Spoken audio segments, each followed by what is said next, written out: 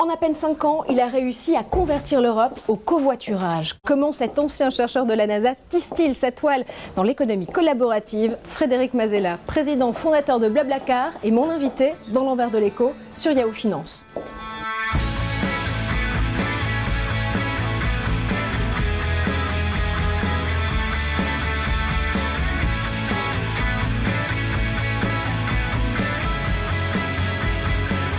Bonjour Frédéric Mazella.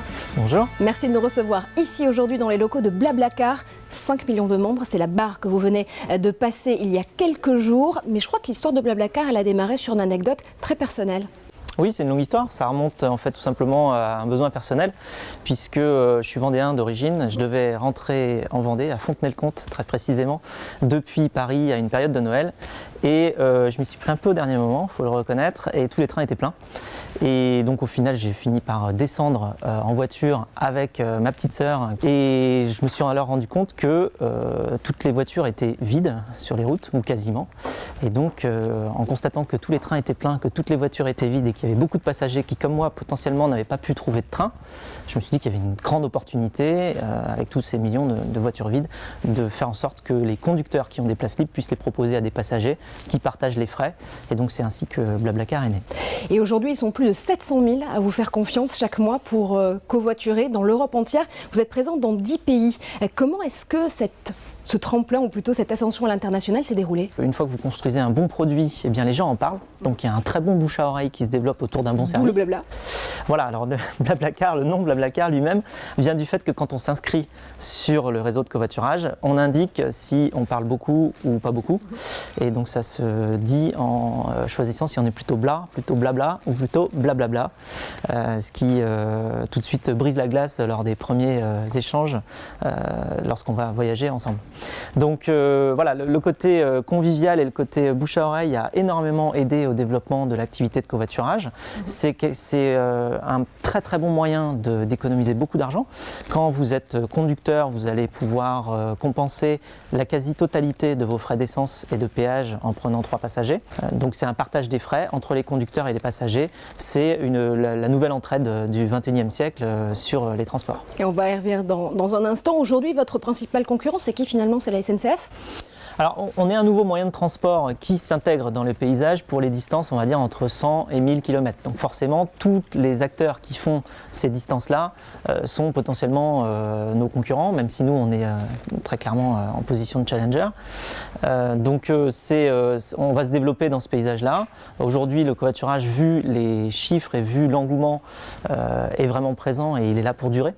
Et il est là pour durer non seulement en France, mais aussi à l'étranger, puisque comme vous l'avez dit en introduction, aujourd'hui le grand challenge, c'est de faire en sorte que cette innovation française, en fait, le covoiturage tel qu'on l'a développé, puisse s'étendre à l'étranger, puisque dans la plupart des pays dans lesquels on s'installe, le concept même de covoiturage n'existe pas. Donc on a tout à faire, on a tout à construire, on a toute une éducation à faire, on a un service à déployer, et puis ensuite il faut faire en sorte qu'il y ait suffisamment de monde qui utilise le service, puisque en fait tout est basé sur la taille de la communauté, ou plutôt la liquidité de marché, qui fait que quand vous allez chercher un Lyon-Strasbourg demain à 18h30, eh bien vous trouverez quelqu'un qui vous proposera ce trajet-là. Et donc cette possibilité-là n'est atteinte que lorsque véritablement beaucoup de gens utilisent le système. Beaucoup de pédagogie, on le voit encore une fois. Il y a aussi beaucoup de pédagogie à faire sur ce que vous appelez l'économie du le collaboratif, la collaboration. Est-ce qu'il faut parler d'ailleurs d'économie ou plutôt de consommation collaborative?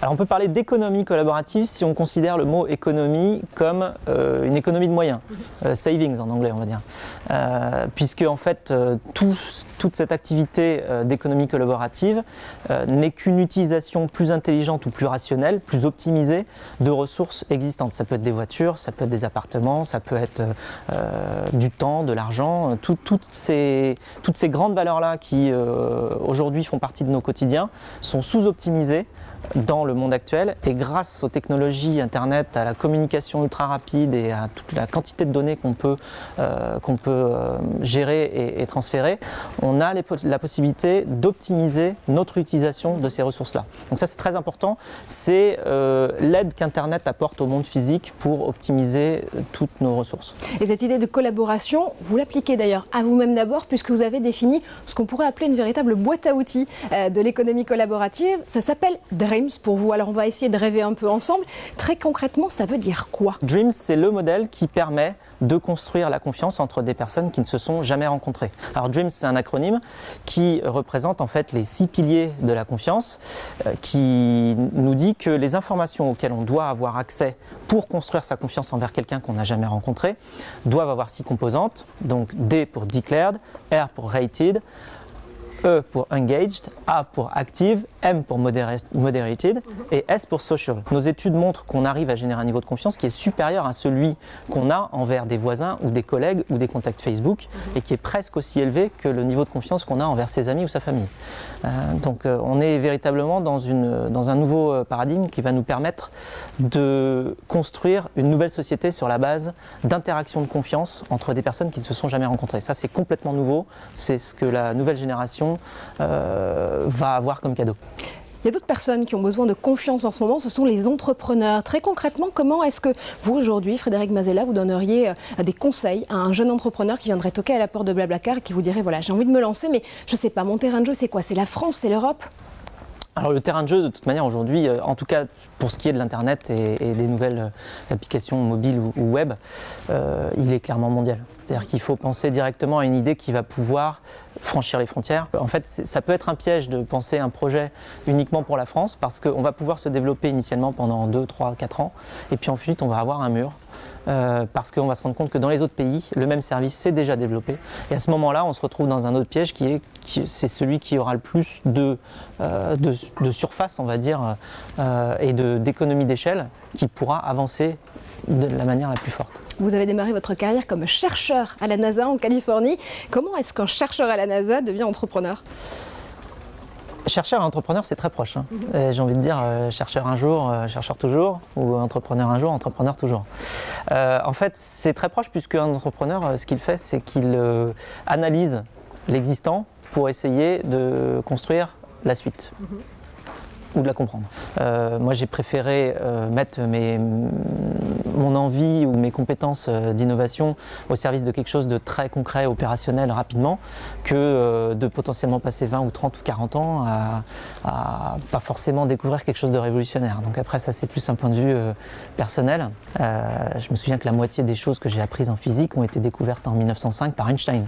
Donc je me dis, bon, on va attendre le prochain Einstein et puis on va gagner 150 ans de recherche.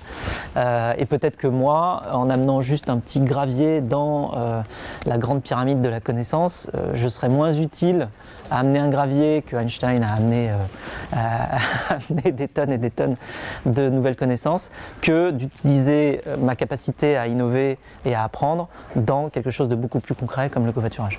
Frédéric Mazella, acteur de l'économie collaborative, merci d'avoir été avec nous dans l'envers de l'écho. On se retrouve très bientôt sur Yahoo Finance pour découvrir l'économie à contre-courant avec une autre personnalité.